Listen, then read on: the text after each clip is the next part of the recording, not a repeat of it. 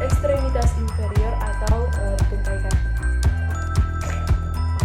Pada bagian caput atau kepala terdapat rostrum atau paru, di mana rostrum ini disusun oleh rahang bawah atau mandibula dan rahang atas atau maksila. Selain rostrum juga terdapat nares atau hidung.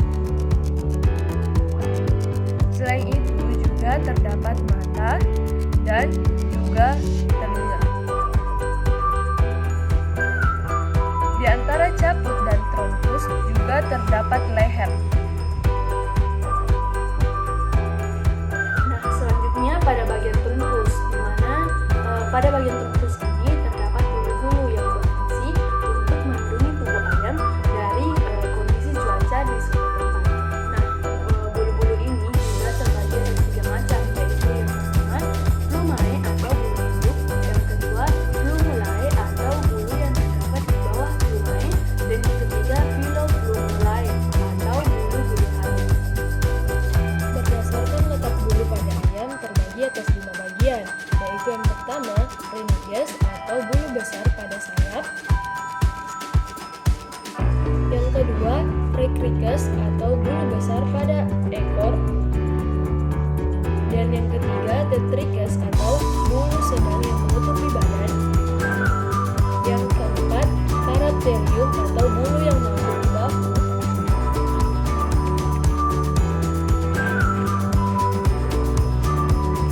dan yang kelima alula atau bulu terkecil yang terdapat pada ayam. Nah, selanjutnya bagian-bagian dari bulu. Yang pertama, pelipis inferior atau pangkal bulu. Kemudian thalamus atau tangkai bulu. Kemudian ada rahis yaitu ibu tangkai bulu. Dan yang keempat yaitu barbae atau satuan bulu-bulu. Pada bagian ekstremitas superior terdapat 5 bagian, yaitu pertama humerus atau tulang lengan atas, dan yang kedua radius atau tulang pengumpil,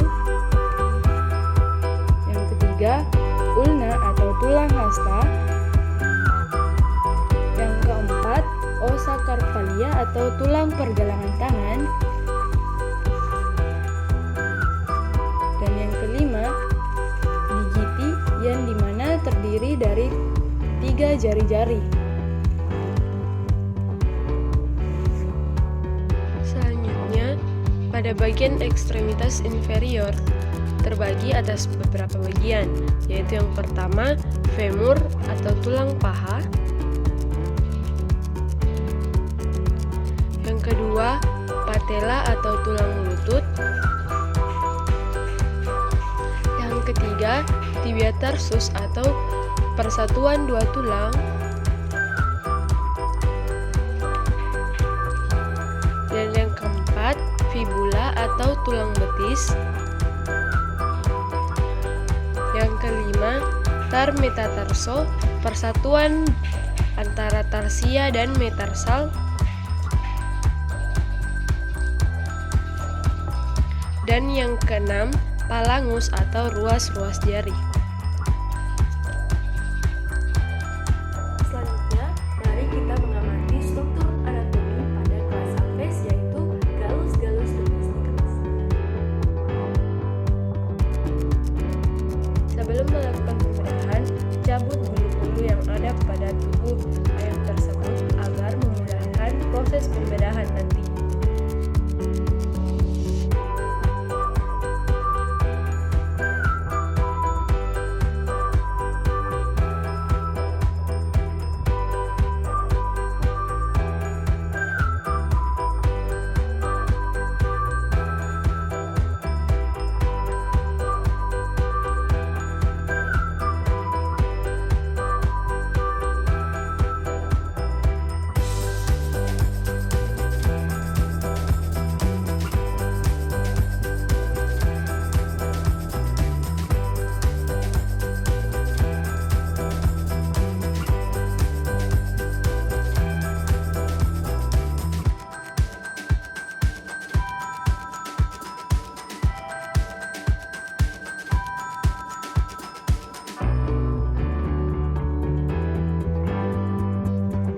Adapun organ-organ pada anatomi galus-galus domesticus yaitu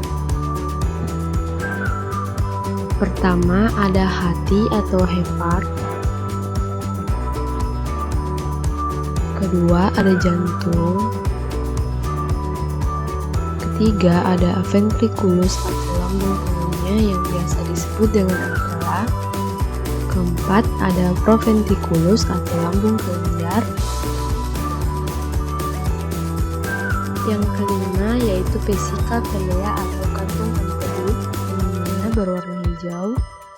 Kemudian ada usus 12 jari atau duodenum yang dimana di tengahnya terdapat pankreas.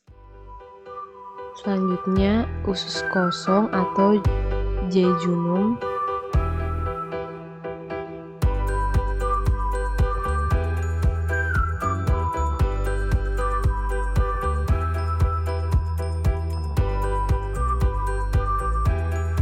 Dan selanjutnya ada usus besar atau intestinum crassum yang bersambung dengan anus. Kemudian ada ginjal,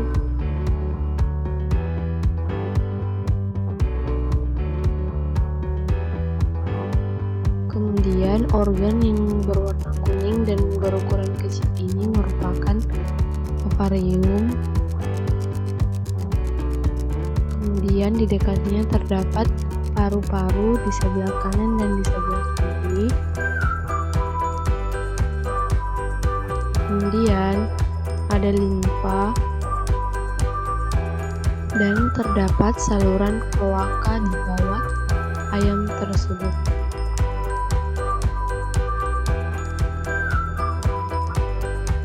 Adapun sistem pencernaan pada galus-galus domesticus yaitu yang pertama dimulai dari rostrum atau paru, kemudian makanan masuk ke esofagus atau kerongkongan. Setelah masuk ke esofagus atau kerongkongan, makanan akan masuk ke sera atau tenggolok. Setelah itu makanan akan masuk ke proventriculus atau lambung kelenjar. Setelah dari proventriculus, kemudian makanan akan masuk ke ventriculus atau lambung pengunya. Nah, di sini lambung pengunya ini biasa disebut dengan ampela, di mana di dalam ampela ini terjadi proses penghancuran makanan. Setelah proses tersebut, selanjutnya makanan masuk ke intestinum atau usus halus, di mana terjadi proses pencernaan makanan secara kimiawi. Nah, setelah itu selanjutnya makanan masuk ke intestinum crassum. Setelah itu makanan tersebut akan masuk ke kloaka dan akan berakhir di anus.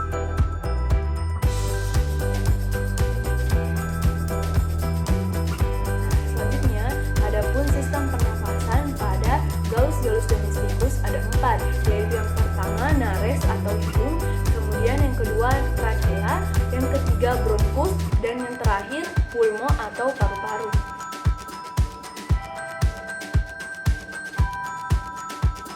Selanjutnya, sistem reproduksi. Nah, berhubung karena spesimen yang saya gunakan yaitu ayam betina, maka saya akan menjelaskan sistem reproduksi pada ayam betina. Nah, pada ayam betina terdapat dua sistem reproduksi yaitu ovarium dan ovidum, di mana ovarium ini merupakan tempat pematangan sel telur, dan yang kedua yaitu ovidum, di mana ovidum ini merupakan saluran yang menghubungkan antara ovarium dengan vagina.